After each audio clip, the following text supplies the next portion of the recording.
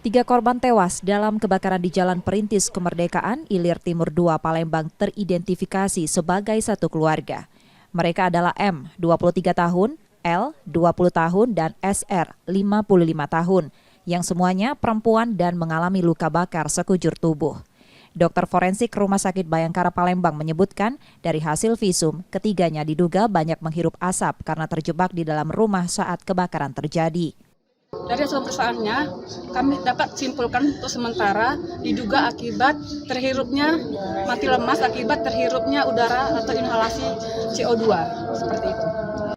Rencananya, ketiga korban akan dimakamkan di TPU Kandang Kawat Palembang, sementara tiga korban lainnya yang terluka serius masih dirawat di Rumah Sakit Pelabuhan Palembang. Kebakaran menyebabkan korban tewas dan menghanguskan dua rumah, sebuah bengkel dan konter. Penyebab kebakaran yang diduga berasal dari bengkel dan merambat ke rumah masih dalam penyelidikan polisi.